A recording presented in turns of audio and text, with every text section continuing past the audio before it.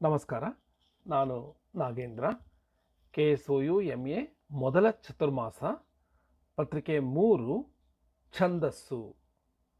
ಇದರ ಮೊದಲ ಬ್ಲಾಕ್ 9 ಛಂದಸ್ಸು ಸಾಮಾನ್ಯ ತತ್ವಗಳು.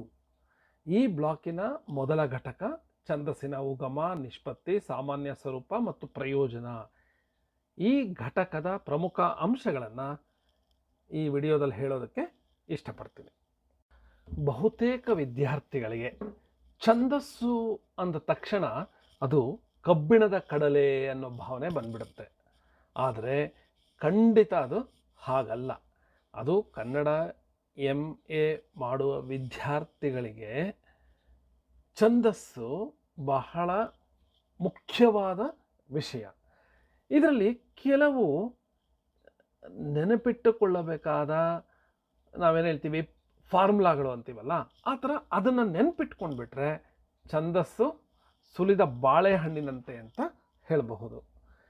ಯಾವ ಯಾವ ಛಂದಸ್ಸುಗಳಿವೆ, ಕನ್ನಡದ ಛಂದಸ್ಸುಗಳು, ಸಂಸ್ಕೃತದ ಛಂದಸ್ಸುಗಳು, ವಿವಿಧ ವೃತ್ತಗಳು ಯಾವ್ಯಾವುದು, ಅದಕ್ಕೆ ಆಯಾ ವೃತ್ತಕ್ಕೆ ಯಾವ ರೀತಿಯ ಛಂದಸ್ಸಿರಬೇಕು, ಇಷ್ಟು ತಿಳ್ಕೊಂಡ್ರೆ ಇಡೀ ಛಂದಸ್ಸಿನ ವಿಷಯವೇ ಮುಗಿದು ಹೋಗುತ್ತೆ. ಆದ್ದರಿಂದ ಒಟ್ಟು ಈ ನಿಮ್ಮ ಪಠ್ಯಕ್ರಮದಲ್ಲಿ ಛಂದಸ್ಸಿನ ಬಗ್ಗೆ ಏನೇನು ಓದ್ತೀವಿ, ಯಾವ ಯಾವ ಅಂಶಗಳನ್ನು ಓದ್ತೀವಿ ಅಂತ ಮೊದಲು ನಾವು ಅರ್ಥ ಮಾಡ್ಕೊಂಡ್ಬಿಟ್ರೆ ಆಮೇಲೆ ಪ್ರತಿ ಘಟಕನ ಓದೋದು ಸುಲಭ ಆಗುತ್ತೆ. ಇದರಲ್ಲಿ ಒಟ್ಟು 4 ಬ್ಲಾಕ್ಗಳಿವೆ. ಬ್ಲಾಕ್ 9 ಛಂದಸ್ಸಿನ ಸಾಮಾನ್ಯ ತತ್ವಗಳು, ಬ್ಲಾಕ್ 10 ಮಾತ್ರಾ ಛಂದಸ್ಸು, ಬ್ಲಾಕ್ 11 ಅಂಶ ಛಂದಸ್ಸು, ಬ್ಲಾಕ್ 12 ಹೊಸಗನ್ನಡ ಛಂದಸ್ಸು. ಈ ಪ್ರತಿ ಬ್ಲಾಕಲ್ಲೂ 4 ಘಟಕಗಳಿದೆ. ಈಗ ಬ್ಲಾಕ್ 9ರಲ್ಲಿ ಸಾಮಾನ್ಯ ತತ್ವಗಳು, ಛಂದಸ್ಸಿನ ಸಾಮಾನ್ಯ ತತ್ವಗಳಲ್ಲಿ ನಾವೇನು ಓದ್ತೀವಿ, ಛಂದಸ್ಸಿನ ಉಗಮ, ನಿಷ್ಪತ್ತಿ, ಸ್ವರೂಪ, ಪ್ರಯೋಜನ ನೋಡ್ತೀವಿ. ಲಘು ಗುರು ಹೇಗೆ ಹಾಕೋದು, ಗಣಗಳು ಯಾವ್ಯಾವುದು, ಅಕ್ಷರಗಣ, ಮಾತ್ರಗಣ, ಅಂಶಗಣಗಳ ಬಗ್ಗೆ ಓದ್ತೀವಿ. ಆಮೇಲೆ ಕೆಲವು ವಿಷಯಗಳ ಬಗ್ಗೆ ತಿಳ್ಕೊತೀವಿ. ಲಯ, ಯತಿ, ಪ್ರಾಸ, ವಡಿಗಳು ಅಂದರೆ ಏನು, ಆಮೇಲೆ ವರ್ಣಗಣ, ಮಾತ್ರಗಣ, ಅಂಶಗಣಗಳ ಸಾಮ್ಯತೆ ಮತ್ತು ವೈಷಮ್ಯತೆಗಳನ್ನು ತಿಳ್ಕೊತೀವಿ. ಮತ್ತು ಕೊನೆಯ ಘಟಕದಲ್ಲಿ, ಈ ಮೊದಲನೇ ಬ್ಲಾಕಿನ ಕೊನೆಯ ಘಟಕದಲ್ಲಿ ಅಕ್ಷರ ಮತ್ತು ವರ್ಣವೃತ್ತಗಳ ಸಾಮಾನ್ಯ ಸ್ವರೂಪ ಏನು, ಖ್ಯಾತ ಕರ್ನಾಟಕಗಳ ಬಗ್ಗೆ ತಿಳ್ಕೊತೀವಿ. ಕನ್ನಡ ವರ್ಣವೃತ್ತಗಳ ಬಗ್ಗೆ ತಿಳ್ಕೊತೀವಿ. ಇದು ಬ್ಲಾಕ್ 9. ಬ್ಲಾಕ್ 10ರಲ್ಲಿ ಮಾತ್ರಾ ಛಂದಸ್ಸು. ನೋಡಿ, ಬ್ಲಾಕ್ 9ರಲ್ಲಿ ನಾವು ಅಂಶಗಣಗಳ ಬಗ್ಗೆ ನೋಡ್ಕೊಂಡ್ವಿ. ಈಗ ನಾವು ಮಾತ್ರಾಗಣಗಳ ಬಗ್ಗೆ ನೋಡೋಣ. ಮಾತ್ರಾ ಛಂದಸ್ಸು ಅಂತ ಹೇಳ್ತೀವಿ. ಮಾತ್ರಾ ಛಂದಸ್ಸಿನ ಸ್ವರೂಪ, ಹುಟ್ಟು, ಬೆಳವಣಿಗೆ ಬಗ್ಗೆ ನೋಡಿ. ಆಮೇಲೆ ಪ್ರಮುಖ ಮಾತ್ರಾವೃತ್ತಗಳಾದ ಕಂದ, ರಗಳೆ ಇವೆರಡರ ಬಗ್ಗೆ ತಿಳ್ಕೊತೀವಿ. ಮತ್ತು ಬ್ಲಾಕ್ 11ರಲ್ಲಿ ಅಂಶ ಛಂದಸ್ಸನ್ನು ತಿಳ್ಕೊತೀವಿ. ಇದರಲ್ಲಿ ಅಂಶ ಛಂದಸ್ಸಲ್ಲಿ ತ್ರಿಪದಿ, ಷಟ್ಪದಿ, ಲಕ್ಷಣ, ಉಗಮ ಮತ್ತು ಇತಿಹಾಸ ಇವುಗಳ ತ್ರಿಪದಿ ಮತ್ತು ಷಟ್ಪದಿಗಳ ಬಗ್ಗೆ ತಿಳ್ಕೊತೀವಿ. ಮತ್ತು ಏಳೆ, ಅಕ್ಕರ, ಗೀತಿಕೆ, ಮದನವತಿ ಬಗ್ಗೆ ತಿಳ್ಕೊತೀವಿ. ಮತ್ತು ಅಕ್ಕರಿಕೆ, ಚೌಪದಿ, ಉತ್ಸಾಹ, ಛಂದೋವಸಂತ ಇವುಗಳ ಬಗ್ಗೆ ಅಧ್ಯಯನ ಮಾಡ್ತೀವಿ. ಅಂದರೆ ಪ್ರತಿ ಬ್ಲಾಕಿನಲ್ಲೂ ಅಕ್ಷರ ಅಥವಾ ಮಾತ್ರ ಅಥವಾ ಅಂಶ ಛಂದಸ್ಸು, ಈ ಅಕ್ಷರ, ಮಾತ್ರ ಮತ್ತು ಅಂಶಗಳ ಆಧಾರಿತ ವೃತ್ತಗಳ ಬಗ್ಗೆ ತಿಳ್ಕೊತೀವಿ ಅನ್ನೋದು ನೆನ್ಪಿಟ್ಕೋಬೇಕು. 3 ಬ್ಲಾಕು.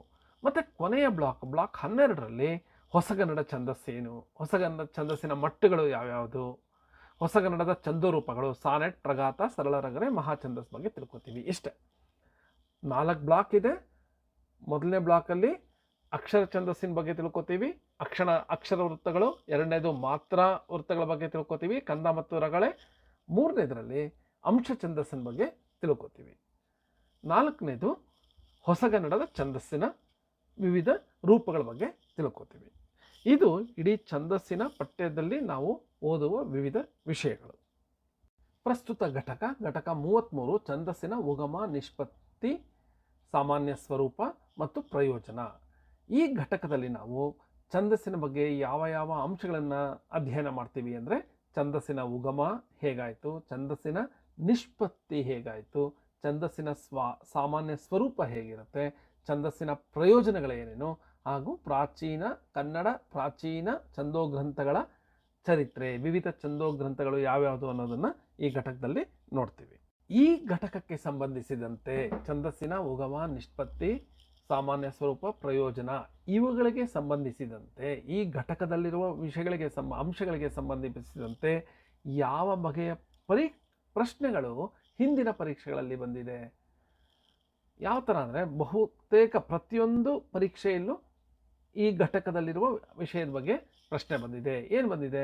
ಛಂದಸ್ಸಿನ ಉಗಮ, ನಿಷ್ಪತ್ತಿ ಮತ್ತು ಪ್ರಯೋಜನವನ್ನು ವಿಶದೀಕರಿಸಿ, ಛಂದಸ್ಸಿನ ಉಗಮ, ನಿಷ್ಪತ್ತಿ, ಪ್ರಯೋಜನಗಳನ್ನು ತಿಳಿಸಿ, ಛಂದಸ್ಸು ಪದದ ನಿಷ್ಪತ್ತಿಯನ್ನು ವಿವೇಚಿಸಿ, ಅದರ ಸ್ವರೂಪ ಮತ್ತು ಪ್ರಯೋಜನವನ್ನು ಸಾದರಪಡಿಸಿ, ಛಂದಸ್ಸಿನ ಉಗಮ ಮತ್ತು ನಿಷ್ಪತ್ತಿಯನ್ನು ಕುರಿತು ನಿರೂಪಿಸಿ. ಈ ಎಲ್ಲ ಪ್ರಶ್ನೆಗಳಿಗೂ ನಾವು ಛಂದಸ್ಸಿನ ಉಗಮ, ನಿಷ್ಪತ್ತಿ, ಸ್ವರೂಪ, ಪ್ರಯೋಜನದ ಬಗ್ಗೆ ತಿಳ್ಕೊಂಡ್ರೆ ಯಾವುದೇ ಪ್ರಶ್ನೆ ಕೊಟ್ಟರೂ ನಾವು ಉತ್ತರವನ್ನು ಸುಲಭವಾಗಿ ಬರೀಬಹುದು. ಈಗ ಈ ಘಟಕದ ವಿವಿಧ ಅಂಶಗಳನ್ನು ತಿಳಿದುಕೊಳ್ಳೋದಕ್ಕೆ ಮೊದಲು ಪೀಠಿಕೆಯಾಗಿ ಕೆಲವು ವಿಷಯಗಳನ್ನು ನೋಡೋಣ. ಏನಿದು ಛಂದಸ್ಸು ಅಂದರೆ? ಹೇಗೆ ನಾವು ಇಟ್ಟಿಗೆಗಳನ್ನು ಸಿದ್ಧಪಡಿಸ್ಬೇಕಾದ್ರೆ ಒಂದು ಅಚ್ಚನ್ನು ಮಾಡಿಟ್ಕೊಂಡಿರ್ತಾರೆ. ಆ ಅಚ್ಚಲ್ಲಿ ಹದ ಮಾಡಿದ ಹಸಿ ಮಣ್ಣನ್ನು ಹಾಕಿ ಇಟ್ಟಿಗೆನ ಸಿದ್ಧಪಡಿಸಲಾಗತ್ತೆ ಅಲ್ವಾ? ಅದೇ ರೀತಿ ಯಾವುದೇ ಒಂದು ವೃತ್ತಕ್ಕೆ ಅಚ್ಚು ಅಂದರೆ ಒಂದು ಫ್ರೇಮ್ ವರ್ಕ್ ಅನ್ನೋದಿರುತ್ತೆ. ಆ ಅಚ್ಚಿನಲ್ಲಿ ಕವಿಯು ತನ್ನ ಪಾಂಡಿತ್ಯವನ್ನು ಬಳಸಿ, ಅಂದರೆ ಹದ ಮಾಡಿದ ಹಸಿ ಮಣ್ಣನ್ನು ಅನ್ನೋದಕ್ಕೆ ಈಕ್ವಾಲೆಂಟಾಗಿ ಅಂತ ಹೇಳಬಹುದು, ತನ್ನ ಪಾಂಡಿತ್ಯವನ್ನು ಬಳಸಿ ಆ ಒಂದು ಅಚ್ಚಿನಲ್ಲಿ, ಆ ಫ್ರೇಮ್ವರ್ಕಲ್ಲಿ ಪದ್ಯವನ್ನು ರಚಿಸಿದ್ರೆ ಅದನ್ನೇ ಒಂದು ಛಂದೋಬಂಧ ಅಂತ ಕರೆಯಲಾಗತ್ತೆ. ಏನಿದು ಛಂದೋಬಂಧ ಅಂದರೆ? ಒಂದು ಪದ್ಯಕ್ಕೆ ಇಷ್ಟೇ ಅಕ್ಷರ, ಇಷ್ಟೇ ಪದ, ಇಷ್ಟೇ ಸಾಲುಗಳು, ಲಯ, ನಿಯಮ, ನಿಲುಗಡೆ ಮೊದಲಾದ ನಿಯಮಗಳಿಗೆ, ಅಂದರೆ ಆ ಫ್ರೇಮ್ವರ್ಕ್ಗೆ, ಆ ಕಟ್ಟುಪಾಡುಗಳಿಗೆ ಬದ್ಧವಾಗಿ ರಚಿತವಾಗುವ ಪದ್ಯಗಳನ್ನು ಬೇರೆ ಬೇರೆ ಹೆಸರಿನ ಛಂದೋಬಂಧಗಳು ಅಂತ ಕರೆಯಲಾಗತ್ತೆ. ಪ್ರಾಚೀನ ಕಾಲದಲ್ಲಿ, ಹಿಂದೆ ಹಳಗನ್ನಡದಲ್ಲಿ ಎಲ್ಲ ಪದ್ಯಗಳು ಯಾವುದಾದರೂ ಒಂದು ಛಂದೋಬಂಧದಲ್ಲೇ ರಚಿತವಾಗ್ತಾ ಇತ್ತು. ಕಂದ ಇರಬಹುದು, ರಗಳೆ ಇರಬಹುದು, ಆ ಥರ ಯಾವುದೋ ಒಂದು ಛಂದೋಬಂಧದಲ್ಲಿ ರಚಿತವಾಗ್ತಾ ಇತ್ತು. ಹಾಗೆ ಸಾಹಿತ್ಯ ಬೆಳೆದಂತೆ ಹೊಸ ಹೊಸ ಛಂದೋಬಂಧಗಳು ರೂಪುಗೊಳ್ತು. ಪ್ರಾಚೀನ ಕನ್ನಡ ಸಾಹಿತ್ಯ ಬಹುತೇಕ ಪದ್ಯ ರೂಪದಲ್ಲೇ ಇರೋದನ್ನು ನಾವಿಲ್ಲಿ ನೋಡಬಹುದು. ಸಾಹಿತ್ಯವನ್ನು ಪದ್ಯ ಸಾಹಿತ್ಯ, ಗದ್ಯ ಸಾಹಿತ್ಯ ಅಂತ ವಿಂಗಡಿಸಬಹುದು. ಗದ್ಯವನ್ನು ಸಹಜ ನಡೆಯುವಿಕೆ ಅಂತ ಕರೆದ್ರೆ ಪದ್ಯವನ್ನು ನಾಟ್ಯ ಅಂತ ಕರಿಬಹುದು. ನಾಟ್ಯ ಕಲಾತ್ಮಕತೆಯಿಂದ ಕೂಡಿರುವ ಒಂದು ಪದ್ಯ, ಅದೊಂದು ಕಲಾತ್ಮಕ ಸೃಷ್ಟಿ. ನಿಗದಿತ ಬಂಧದಲ್ಲೇ ತಾನು ಹೇಳಬೇಕಾದ ಭಾವವನ್ನು ಹಿಡಿದಿಡುವುದು ಆ ಒಂದು ಕುಸುರಿ ಕೆಲಸಕ್ಕೆ ಸಮನಾದುದು. ಇದೊಂದು ಪಾಂಡಿತ್ಯಪೂರ್ಣವಾದ ಚತುರತೆ ಇದಕ್ಕೆ ಬೇಕು. ಅದೇ ರೀತಿ ಪದ್ಯಕ್ಕೂ ಸಹ ಪದ್ಯರೂಪದ ಕಾವ್ಯಗಳು ವಿವಿಧ ರಸಭಾವಗಳನ್ನು ಪರಿಣಾಮಕಾರಿಯಾಗಿ ಹಿಡಿದಿಡೋದಕ್ಕೆ ಸಾಧ್ಯ ಆಗಿದೆ.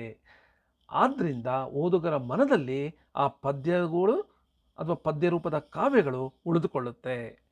ವಿಷಯವನ್ನು ನೆನಪಿನಲ್ಲಿಟ್ಕೊಳ್ಳೋದಕ್ಕೆ ಸಹ ಪದ್ಯಬಂಧ ಸೂಕ್ತ ಅನ್ನೋದು ದೃಢಪಟ್ಟಿದೆ. ಆದ್ದರಿಂದ ವ್ಯಾಕರಣ ಮೊದಲಾದ ಶಾಸ್ತ್ರದ ವಿಷಯಗಳನ್ನು ಹಿಂದಿನ ಕಾಲದಲ್ಲಿ ಪದ್ಯ ರೂಪದಲ್ಲಿ, ಪದ್ಯಬಂಧದಲ್ಲಿ ರಚಿಸ್ತಾ ಇದ್ರು. ಇನ್ನು ಛಂದಸ್ಸಿನ ಬಗ್ಗೆ ಏನು ಹೇಳಿದ್ದಾರೆ ಪ್ರಾಚೀನ ವಿದ್ವಾಂಸರು? ನಾಗವರ್ಮ ಏನು ಹೇಳಿದ್ದಾನೆ ಅಂದರೆ, ಛಂದಸ್ಸು ಕವಿಯ ಕಣ್ಣಿನ ಬೆಳಕು ಅಂತ ಹೇಳಿದ್ದಾನೆ. ಶ್ರೀ ವಿಜಯ ಏನು ಹೇಳಿದ್ದಾನೆ? ಕಾವ್ಯವನ್ನು ಕಟ್ಟುವ ಜಾಣ್ಮೆಯಲ್ಲಿ ಛಂದಸ್ಸು ಎದ್ದು ಕಾಣುವ ಅಂಶ. ಛಂದಸ್ಸನ್ನು ನೋಡಿದ್ರೆ ಕವಿಯ ಜಾಣ್ಮೆ ಗೊತ್ತಾಗುತ್ತೆ ಅಂತ ಶ್ರೀ ವಿಜಯ ಹೇಳಿದ್ದಾನೆ. ಕವಿಕಾಮ ಏನು ಹೇಳಿದ್ದಾನೆ ಅಂದರೆ, ಛಂದಸ್ಸು ಕೇವಲ ಜಾಣ್ಮೆಯಲ್ಲ, ಮಾತಿಗೆ ಒಲ್ಮೆಯುಂಟಾಗಬೇಕಾದರೆ ಛಂದಸ್ಸು ಅವಶ್ಯಕವೂ ಹಾಗೆ ಆಗೋದು ಅಂತ ಹೇಳಿದ್ದಾನೆ. ಇನ್ನು ಇತ್ತೀಚಿನ ರಾಷ್ಟ್ರಕವಿ ಕುವೆಂಪುರವರು ಏನು ಹೇಳಿದ್ದಾರೆ ಅಂದರೆ, ಭಾಷೆಗೆ ವ್ಯಾಕರಣ ಶುದ್ಧಿ ಹೇಗೆ ಮುಖ್ಯವೋ ಹಾಗೆ ಕಾವ್ಯಕ್ಕೆ ಛಂದಸ್ಸು ಬೇಕು ಅಂತ ಕುವೆಂಪುರವರು ಹೇಳಿದ್ದಾರೆ. ನಿಮಗೆಲ್ಲ ಗೊತ್ತಿರ್ಬೋದು 6 ವೇದಾಂಗಗಳು ಯಾವ್ಯಾವುದು? ಶಿಕ್ಷಾ, ಛಂದಸ್ಸು, ವ್ಯಾಕರಣ, ನಿರುಕ್ತ, ಜ್ಯೋತಿಷ್ಯ, ಕಲ್ಪ. ಅಂದರೆ ಛಂದಸ್ಸು ಸಹ ಒಂದು ವೇದಾಂಗ. ಕ್ಲಿಷ್ಟಕರವಾದ ವಿಷಯಗಳನ್ನು ಸುಲಭವಾಗಿ ನೆನಪಿನಲ್ಲಿಟ್ಕೊಳ್ಳೋದಕ್ಕೆ ಛಂದೋಬದ್ಧವಾದ ರೀತಿಯಲ್ಲಿ ಪದ್ಯದ ಮೂಲಕ ಆ ವಿಷಯವನ್ನು ಹೇಳಿದ್ರೆ ಅದನ್ನು ನೆನಪಿನಲ್ಲಿಟ್ಕೊಳ್ಳೋದು ಸುಲಭ. ಅದನ್ನು ರಾಗವಾಗಿ ಹಾಡಿ ತಾವೂ ಆನಂದಪಟ್ಟು ಬೇರೆಯವರನ್ನು ಆನಂದಪಡಿಸೋದು ಸಾಧ್ಯ ಆಗುತ್ತೆ. ಕಾರಣ ಅದಕ್ಕೆ ಒಂದು ಛಂದೋಬದ್ಧ ರೂಪದಲ್ಲಿ ಅದನ್ನು ರಚಿಸಲಾಗಿರುತ್ತೆ. ಆದ್ದರಿಂದ ಈಗ ಛಂದಸ್ಸಿನ ಉಗಮದ ಬಗ್ಗೆ ತಿಳ್ಕೊಳ್ಳೋಣ. ಅಂದರೆ ಛಂದಸ್ಸು ಹೇಗೆ ಹುಟ್ಟಿತು, ಹೇಗೆ ರೂಪುಗೊಳ್ತು ಅನ್ನೋದನ್ನು ನೋಡೋದಾದರೆ, ಈ ವಿಶ್ವದ ಪ್ರತಿಯೊಂದು ಅಣುವಿನಲ್ಲೂ ನಾದ ಅನ್ನೋದು ಅಂತರ್ಗತವಾಗಿದೆ. ಪ್ರಕೃತಿಯ ವೈವಿಧ್ಯಮಯ ಘಟನಾವಳಿಗಳಲ್ಲಿ ಲಯಬದ್ಧವಾದ ಒಂದು ಪುನರಾವರ್ತನ ಕ್ರಮ ಇದೆ. ಅದನ್ನು ನಾವೇನು ಹೇಳ್ತೀವಿ, ನಾವು ಏನೇ ನೋಡಿ ಪ್ರಕೃತಿನಲ್ಲಿ ಸಿಮಿಟ್ರಿಕಲ್ ಆಗಿದೆ ಅಂತ ಹೇಳ್ತೀವಲ್ಲ, ಅದನ್ನು ಪುನರಾವರ್ತನ ಕ್ರಮದಿಂದ ಹೊರಹೊಮ್ಮುತ್ತೆ ಅಂತ ಹೇಳಲಾಗಿದೆ.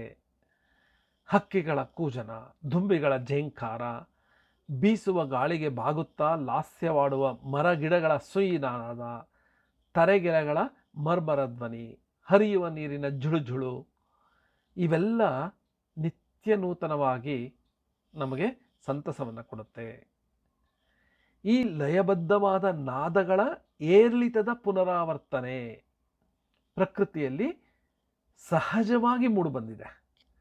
ಈ ನಾದದಿಂದ ನಾವು ಈ ನಾದವನ್ನು ಕೇಳಿದ್ರೆ ಒಂದು ಸಂತಸ ಆಗುತ್ತೆ, ಸುಖದ ಅನುಭವ ಆಗುತ್ತೆ. ಪಂಚೇಂದ್ರಿಯಗಳ ಅರಿವಿಗೆ ಬರುವ ರೂಪ, ರಸ, ಗಂಧ, ಶಬ್ದ, ಸ್ಪರ್ಶಗಳಿಂದ ನಮ್ಮ ಶರೀರ ಕಂಪಿಸಿದಾಗ ಅತ್ಯಂತ ಸೂಕ್ಷ್ಮವಾದ ನಾದ ಉಂಟಾಗುತ್ತೆ. ಇವುಗಳನ್ನು ನಾವು ಭಾವತರಂಗಗಳು ಅಂತ ಕರಿತೀವಿ. ಭಾವತರಂಗಗಳು ಅಂದರೆ ಈ ಒಂದು ಭಾವನೆ ನಮ್ಮ ಮನಸ್ಸಿನಲ್ಲಿ ಬಂದು ನಮ್ಮ ಶರೀರ ಕಂಪಿಸಿದಾಗ ಉಂಟಾಗುವ ನಾದವೇ ಭಾವತರಂಗ. ನಮ್ಮಲ್ಲಿ ಉಂಟಾಗುವ ಸಂತೋಷ, ಕೋಪ, ದ್ವೇಷ, ಅಸೂಯೆ, ಪ್ರೀತಿ, ಭೀತಿ, ದೂಷಣೆ ಮೊದಲಾದ ವಿಭಿನ್ನವಾದ ಭಾವಗಳು ಈ ಅವ್ಯಕ್ತ ನಾದದ ಏರಿಳಿತವನ್ನು ಅವಲಂಬಿಸಿದೆ. ಅಂತರಂಗವು ಬಹಿರ್ಪ್ರಪಂಚಕ್ಕೆ ನಾದಲಯದ ಮೂಲಕನೇ ಉತ್ತರವನ್ನು ಕೊಡುತ್ತೆ. ಅಂದರೆ ನಮ್ಮ ಮನಸ್ಸಿನಲ್ಲಿ ಯಾವ ರೀತಿಯ ಭಾವಗಳು ಉಂಟಾಗುತ್ತೆ ಅದರ ಆಧಾರದಲ್ಲಿ ನಾವು ಬಹಿರಂಗವಾಗಿ ನಾವು ತೋರಿಸ್ಕೋತೀವಿ. ಆದಿಮಾನವ ತನ್ನ ಭಾವವನ್ನು ತೋರಿಸ್ಕೊಳ್ಳೋದಕ್ಕೆ ಲಯಾನ್ವಿತವಾದ ಹಾಡು ಮತ್ತು ಕುಣಿತಗಳನ್ನು ಬಳಸ್ಕೊಳ್ತಾ ಇದ್ದ. ಒಂದು ಬಗೆಯ ಸೊಗಸು ಮತ್ತು ಸುಖವನ್ನು ಅದರಿಂದ ಕೊಂಡುಕೊಂಡು ಒಂದು ಲಯಾನ್ವಿತವಾದ ವಾಗ್ವಂಶ ರೂಪುಗೊಳ್ತು. ಈ ಒಂದು ಲಯಾನ್ವಿತವಾದ ವಾಗ್ವಂಶ ಅಂದರೆ ಲಯ ಇರುವ ವಾಕ್ ಅಂಶ, ವಾಗ್ವಂಶನೇ ಛಂದಸ್ಸು. ಅಂದರೆ ಛಂದಸ್ಸು ಹೇಗಿರುತ್ತೆ ಅಂದರೆ ಲಯ ಇರುವ ಪದ್ಯದ ರೂಪ, ಅದೇ ಛಂದಸ್ಸು. ಅದಕ್ಕೆ ಹೇಳೋದು ಲಯಾನ್ವಿತ ವಾಗ್ವಂಶವೇ ಛಂದಸ್ಸು ಅನ್ನೋದು ಅಂತ ಹೇಳಲಾಗುತ್ತೆ. ಮತ್ತು ಒಂದು ಹೇಳ್ತಾರೆ ಅಕ್ಷರ ಪರಿಮಿತಿಯೇ ಛಂದಸ್ಸು. ಅಕ್ಷರಗಳು ಹೇಗಿರಬೇಕು ಅಂತ ಹೇಳೋದೇ ಛಂದಸ್ಸು ಅನ್ನೋದು ಸಹ ನಾವಿಲ್ಲಿ ಗಮನಿಸಬೇಕು. ಈ ಲಯ ಅಂದರೆ ಏನು? ನಾದ ಪ್ರಪಂಚದಲ್ಲಿ ಕಿವಿಗೆ ಗೊತ್ತಾಗುವ ಕ್ರಮಬದ್ಧವಾದ ಮರಳಿ ಮರಳಿ ಸಮಗತಿಯಲ್ಲಿ ಹೊಮ್ಮುವ ಸ್ವರದ ಏರಿಳಿತ ಸರಣಿಗಳಿಗೆ ಲಯ ಅಂತ ಹೇಳ್ತಾರೆ. ರಿದಮ್, ಇಂಗ್ಲೀಷಲ್ಲಿ ಅದನ್ನು ರಿದಮ್ ಅಂತಾರೆ. ಅಂದರೆ ಮುಖ್ಯವಾಗಿ ಸ್ವರದ ಏರಿಳಿತಗಳ ಸರಣಿ ಒಂದೇ ರೀತಿ ಬರುತ್ತೆ, ಮತ್ತೆ ಮತ್ತೆ ಬರುತ್ತೆ, ಸರಣಿಯಾಗಿ ಬರುತ್ತೆ, ಒಂದೇ ರೀತಿಯ ಏರಿಳಿತ, ಅದಕ್ಕೆ ಲಯ ಅಂತ ಹೇಳ್ತಾರೆ. ಈ ಲಯ ಛಂದಸ್ಸಿನ ಒಂದು ಮುಖ್ಯ ಅಂಗ.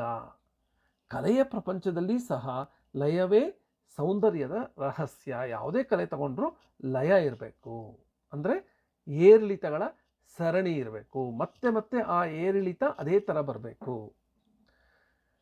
ಕಾವ್ಯವು ಒಂದು ಶ್ರವ್ಯ ಕಲೆ, ಅಂದರೆ ಕೇಳುವಂತಹ ಒಂದು ಕಲೆ, ಒಂದು ರಚನೆ ಅದು. ಅದನ್ನು ಓದಿದಾಗ ಮತ್ತು ಹಾಡಿದಾಗ ಹಿತಕರವಾಗಿ ಕೇಳಿಬರುವ ಕ್ರಮಬದ್ಧವಾದ ಸ್ವರಗಳ ಏರಿಳಿತ ಇರುತ್ತೆ. ಅದನ್ನು ನಾದಲಯ ಅಥವಾ ಸ್ವರಾಂದೋಲನ ಅಂತ ಕರೆಯಲಾಗುತ್ತೆ. ಈ ಲಯ ಅನ್ನೋದೇ ಎಲ್ಲ ಹಾಡಿನ ಸೂತ್ರ. ಗದ್ಯದಲ್ಲಿ ಸಹ ಲಯ ಇದ್ದರೂ ಆದರೆ ಪದ್ಯದಲ್ಲಿ ಕಂಡುಬರುವ ಲಾಸ್ಯಗತಿಯ ಸೊಗಸು ಗದ್ಯದಲ್ಲಿ ಇರೋದಿಲ್ಲ. ಅಕ್ಷರಗಳ ಕಾಲ ಪ್ರಮಾಣವನ್ನು ಅವಲಂಬಿಸಿ ಕವಿಯ ಆದವನು ಪದ್ಯಗಳನ್ನು ಕಟ್ತಾನೆ. ಯಾವ ಯಾವ ಅಕ್ಷರಗಳು ಎಷ್ಟೆಷ್ಟು ಕಾಲದ ಪ್ರಮಾಣದಲ್ಲಿರಬೇಕು ಅನ್ನೋದನ್ನು ಗಮನಿಸಿ ಪದ್ಯಗಳನ್ನು ರಚಿಸಲಾಗತ್ತೆ. ಪದ್ಯ ರಚನೆಯಲ್ಲಿ ವರ್ಣಗಳ ನಿಯಮವನ್ನು ಹೇಳೋದೇ ಛಂದಸ್ಸು. ಛಂದಸ್ಸು ಅಂದ್ರೇನು? ಒಂದು ಪದ್ಯ ರಚನೆ ಮಾಡಬೇಕಾದ್ರೆ ವರ್ಣಗಳು ಹೇಗಿರಬೇಕು ಅಂತ ಹೇಳುವ ನಿಯಮವೇ ಛಂದಸ್ಸು. ಭಾವನೆ, ಅನುಭವ ಮತ್ತು ವಿಚಾರಗಳನ್ನು ಸರಳವಾಗಿ, ಸುಂದರವಾಗಿ, ಸುಮಧುರವಾಗಿ, ಲಯಬದ್ಧವಾಗಿ ಹೇಳಿದಾಗ ಅದು ಛಂದೋಬದ್ಧ ರಚನೆ ಅಂತ ಅನಿಸ್ಕೊಳ್ಳುತ್ತೆ. ಹೇಗೇಗೋ ಬರೆದ್ಬಿಟ್ರೆ ಅದು ಪದ್ಯ ಆಗೋದಿಲ್ಲ. ಸುಂದರವಾಗಿ, ಸರಳವಾಗಿ, ಸುಮಧುರವಾಗಿ, ಲಯಬದ್ಧವಾಗಿದ್ದಾಗ ಅದು ಛಂದೋಬದ್ಧ ರಚನೆ ಅಂತ ಹೇಳಬಹುದು. ಮಾನವ ಸಂಸ್ಕೃತಿಯ ವಿಕಾಸದ ಹಂತಗಳಲ್ಲಿ ಕಾವ್ಯ ಕಲೆ ರೂಪುಗೊಂಡಂತೆ ಛಂದೋಬದ್ಧ ರಚನೆಗಳು ಸಹ ರೂಪುಗೊಳ್ತಾ ಬಂತು. ಈ ಛಂದೋಬದ್ಧವನ್ನು ಅವಲಂಬಿಸಿ ಕಟ್ಟಿದ ಪದ್ಯಗಳಲ್ಲಿ ಗಾಯತ್ರಿ, ಅನುಷ್ಟುಪ್ ಎಂಬ ಛಂದಸ್ಸುಗಳು ವೇದದಲ್ಲಿಯೇ ಕಂಡು ಬಂದಿದೆ. ಅನುಷ್ಟುಪ್ ಛಂದಸ್ಸು ಅನ್ನೋದು ಇದೆ ಅಂತ ನಿಮಗೆ ಗೊತ್ತಿದೆ. ವಾಜಸೇನಿಯ ಸಂಹಿತೆ, ಶತಪಥ ಬ್ರಾಹ್ಮಣ, ಶಾಕಲ ಪಾತಿ ಶೌಖ್ಯ, ಕಾತ್ಯಾಯನನ ಸರ್ವಾನುಕ್ರಮಣಿ ಇವುಗಳಲ್ಲೆಲ್ಲ ಪದ್ಯ ಅಥವಾ ಮಂತ್ರಗಳ ರಚನೆಯಲ್ಲಿರುವ ಪರಿಮಿತಿಯನ್ನು ಛಂದಸ್ಸು ಅಂತ ಹೇಳಲಾಗಿದೆ. ಅಂದರೆ ಈ ಮಂತ್ರಗಳನ್ನು ಹೇಗೆ ರಚಿಸಬೇಕು, ಎಷ್ಟು ಅಕ್ಷರಗಳನ್ನಿರಬೇಕು ಅಂತ ಹೇಳುವ ನಿಯಮವನ್ನು ಛಂದಸ್ಸು ಅಂತ ಹೇಳಲಾಗಿದೆ. ಆದ್ದರಿಂದ ಛಂದಸ್ಸು ಯಾವಾಗ ಆರಂಭ ಆಯಿತು, ಯಾವಾಗ ರೂಪುಗೊಳ್ತು, ಯಾವಾಗ ಉಗಮವಾಯಿತು ಅಂದರೆ ವೇದಗಳ ಕಾಲದಲ್ಲೇ, ವೇದಗಳ ಉಗಮದಲ್ಲೇ ಛಂದಸ್ಸಿದೆ ಅಂತ ಹೇಳಬಹುದು. ಅಂದರೆ ಛಂದಸ್ಸಿನ ಉಗಮ ವೇದಗಳ ಉಗಮದ ಸಮಯದಲ್ಲೇ ಆಯಿತು ಅಂತ ನಾವು ಖಂಡಿತವಾಗಿ ಹೇಳಬಹುದು. ಇನ್ನು ಛಂದಸ್ ಶಬ್ದದ ನಿಷ್ಪತ್ತಿ, ಈ ಪದ ಹೇಗೆ ಬಂತು ಅಂತ ಈಗ ನೋಡೋಣ. ಛಂದಸ್ ಎಂಬ ಶಬ್ದಕ್ಕೆ ಬೇರೆ ಬೇರೆ ಅರ್ಥಗಳನ್ನು, ನಿಷ್ಪತ್ತಿಗಳನ್ನು ವಿದ್ವಾಂಸರು ನೀಡಿದ್ದಾರೆ. ಇಚ್ಛೆ, ಸಂಕಲ್ಪ, ಸಂತೋಷ, ಆಶಯ, ಪದ್ಯ, ವೇದ, ಅಭಿಲಾಷೆ, ಸ್ವೈರಾಚಾರ ಇವೆಲ್ಲ ಛಂದಸ್ ಪದದ ಅರ್ಥ. ಆದರೆ ನಮ್ಮ ಕಾವ್ಯದ ವಿಷಯದಲ್ಲಿ ಛಂದಸ್ ಅಂದರೆ ಪದ್ಯ ಅಥವಾ ನಿಯತಾಕ್ಷರಗಳ, ನಿಯತ ಸಾಲುಗಳ ವೃತ್ತವೆಂಬರ್ಥದ ಛಂದಸ್ಸು. ಅಂದರೆ ಪದ್ಯ ಅಂದ್ರೇನು? ಅದರ ಅರ್ಥನೇ ಛಂದಸ್ ಅಂದ್ರೇ ಪದ್ಯ. ಆ ಪದ್ಯ ಅನ್ನೋದು ನಿಯತಾಕ್ಷರಗಳ, ನಿಯತ ಸಾಲುಗಳ, ಅಂದರೆ ನಿರ್ದಿಷ್ಟ ಅಕ್ಷರಗಳ, ನಿರ್ದಿಷ್ಟ ಸಾಲುಗಳ ವೃತ್ತದ ರೀತಿಯಲ್ಲಿ ಬರುವುದು ಪದ್ಯ. ಅದೇ ಛಂದಸ್ಸು. ವೇದ ಬ್ರಾಹ್ಮಣಗಳಲ್ಲಿ ಬರುವ ಛಂದಸ್ ಶಬ್ದ ಒಮ್ಮೆ ದೇವತಾವಾಚಿಯಾಗಿ, ಧರ್ಮವಾಚಿಯಾಗಿ, ಸತ್ಯವಾಚಿಯಾಗಿ ಬೇರೆ ಬೇರೆ ನೆಲೆಗಳಲ್ಲಿ ಪ್ರಯೋಗ ಮಾಡಲಾಗಿದೆ. ಪಾಣಿನಿಯ ವ್ಯಾಕರಣ, ಯಜ್ಞವಲ್ಕ್ಯನ ಸ್ಮೃತಿ, ಮನುಸ್ಮೃತಿ, ಕಾಳಿದಾಸನ ರಘುವಂಶ ಇವುಗಳಲ್ಲೆಲ್ಲ ವೇದಗಳನ್ನೇ ಛಂದಸ್ಸು ಅಂತ ಕರೆಯಲಾಗಿದೆ. ಛಂದಸ್ ಅರ್ಥ ವೇದ ಅಂತಲೇ ಹೇಳಿಬಿಟ್ಟಿದೆ. ಯಾಸ್ಕನ ನಿರುಕ್ತ ಮತ್ತು ಉಪನಿಷತ್ತುಗಳಲ್ಲಿ ಛಂದಸ್ ಶಬ್ದವನ್ನು ಛದ್ ಅಥವಾ ಛಾದ್ ಧಾತುವಿನಿಂದ ನಿಷ್ಪನ್ನ ಮಾಡಲಾಗಿದೆ. ಛಂದಸ್ಸಿನ ನಿಷ್ಪತ್ತಿ ಅನ್ನೋದಕ್ಕೆ ಇಲ್ಲಿ ಉತ್ತರ ಇದೆ. ಛಂದಸ್ಸಿನ ನಿಷ್ಪತ್ತಿ ಛದ್ ಅಥವಾ ಚಾದ್ ಧಾತುವಿನಿಂದ ಆಗಿದೆ. ಈ ಚಾದನ ಎಂಬ ಪದದಿಂದ ಛಂದಸ್ಸು ಬಂದಿದೆ. ಛಾದನ ಅಂದ್ರೇನು? ಆಚ್ಛಾದನೆ ಅಂದರೆ ಮುಚ್ಚುಮರೆ ಮಾಡೋದು. ಛಂದಸ್ಸು ಮಂತ್ರಗಳ ಅರ್ಥವನ್ನ ಅಂದವಾಗಿ ಮುಚ್ಚುತ್ತದೆ ಅಂತ ಯಾಸ್ಕ ಹೇಳಿದಾನೆ. ಆದರೆ ಮುಂದಿನ ಕೋಶಕಾರರಿಗೆ ಈ ನಿಷ್ಪತ್ತಿ, ಮುಂದಿನ ವಿದ್ವಾಂಸರಿಗೆ ಈ ನಿಷ್ಪತ್ತಿ ಒಪ್ಪಿಲ್ಲ ಅವರು, ಅದು ಬೇರೆ ವಿಷಯ. ಆದರೆ ಛಂದಸ್ಸು ಮಂತ್ರಗಳ ಅರ್ಥವನ್ನು ಅಂದವಾಗಿ ಮುಚ್ಚುತ್ತೆ ಅಂತ ಯಾಸ್ಕ ಹೇಳಿರೋದು. ಹೀಗಿದ್ದು ಕೆಲವು ರೀತಿಗಳಲ್ಲಿ ಛಂದಸ್ಸನ್ನು ವಿವರಿಸಲಾಗಿದೆ. 4 ರೀತಿಗಳನ್ನು ನಾವು ನೆನ್ಪಿಟ್ಕೋಬೇಕು. ಚದಿ ಆಹ್ಲಾದೆ, ಚದಿರೂರ್ಜನೆ, ಚದಿ ಅಪವಾರಣೆ, ಛಂದ ಪಾದೌತು ವೇದಸ್ಯ. ಏನು ಹೀಗಂದ್ರೆ, ಚದಿ ಆಹ್ಲಾದೆ ಅಂದರೆ ಯಾವುದು ಆಹ್ಲಾದವನ್ನು ಉಂಟು ಮಾಡುವುದೋ ಅದುವೇ ಛಂದಸ್ಸು. ಈ ನಿಷ್ಪತ್ತಿಯನ್ನು ರೋಟ್, ಮ್ಯಾಕ್ಡೊನೆಲ್, ಕೀತ್ ಮೊದಲಾದವರು ಒಪ್ಪಿದ್ದಾರೆ. ಇಲ್ಲಿ ವೇದಗಳೇ ಛಂದಸ್ಸು ಅನ್ನೋ ಅಭಿಪ್ರಾಯ ಸಹ ಇದೆ. ಇದು ಚದಿ ಆಹ್ಲಾದೆ, ಆಹ್ಲಾದವನ್ನು ಉಂಟು ಮಾಡೋದು, ಅದು ಛಂದಸ್ಸು. ಚದಿರೂರ್ಜನೆ, ಯಾವುದು ಬಲಿಷ್ಠನನ್ನಾಗಿ ಮಾಡುವುದೋ ಅದೇ ಛಂದಸ್ಸು. ವೇದಗಳ ಅಧ್ಯಯನ ವಿಪ್ರನನ್ನು ಬಲಿಷ್ಠನನ್ನಾಗಿ ಮಾಡುತ್ತೆ ಅಂತ ಹೇಳಲಾಗ್ತಿತ್ತು. ಆದ್ದರಿಂದ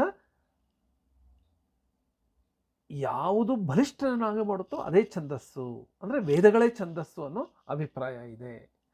ಚದಿ ಅಪವಾರಣೆ, ಅಪವಾರಣೆ ಅಂದರೆ ಯಾವುದು ಮುಚ್ಚುತ್ತದೋ, ಯಾವುದು ನಿವಾರಣೆ ಮಾಡುತ್ತದೋ ಅದೇ ಛಂದಸ್ಸು. ಪ್ರಾಸಗಳ ದೋಷಗಳನ್ನು ವೇದಗಳು ಮುಚ್ಚುತ್ತೆ, ಆದ್ದರಿಂದ ವೇದಗಳೇ ಛಂದಸ್ಸು. ಛಂದ ಪಾದೌತು ವೇದಸ್ಯ, ಪಾಣಿನಿಯ ಶಿಕ್ಷಾದಲ್ಲಿ ಛಂದಸ್ಸು ವೇದಗಳಿಗೆ ಪಾದಗಳಿದ್ದ ಹಾಗೆ ಎಂಬರ್ಥದಲ್ಲಿ ಈ ವಾಕ್ಯ ಛಂದ ಪಾದೌತು ವೇದಸ್ಯ ಅಂತ ಇದೆ. ಹೀಗೆ ಛಂದಸ್ಸೆಂದರೆ ಗಾಯತ್ರಿಯಿಂದ ಮೊದಲುಗೊಂಡು ವೈದಿಕ ಮಂತ್ರಗಳು ಅಥವಾ ವೇದಗಳು, ವೇದಗಳಿಗೆ ಆವರಣ ಅಥವಾ ಹೊದಿಕೆ, ವೇದಗಳಿಗೆ ಪಾದಗಳು ಅಂತ ಮೊದಲು ಹೇಳಲಾಗ್ತಾ ಇತ್ತು. ಅಂದರೆ ಛಂದಸ್ ಅಂದರೆ ವೈದಿಕ ಮಂತ್ರಗಳು, ವೇದಗಳು, ವೇದಗಳಿಗೆ ಆವರಣ, ವೇದಗಳ ಹೊದಿಕೆ, ವೇದಗಳಿಗೆ ಪಾದಗಳು ಅಂತ ಮೊದಲು ಹೇಳಲಾಗ್ತಿತ್ತು. ನಂತರದ ಕಾಲಘಟ್ಟದಲ್ಲಿ ಛಂದಸ್ ಅಂದರೆ ಗೇಯಬದ್ಧವಾದ, ಲಯಬದ್ಧವಾದ ರಚನೆ ಅಂತ ಹೇಳಲಾಗಿದೆ.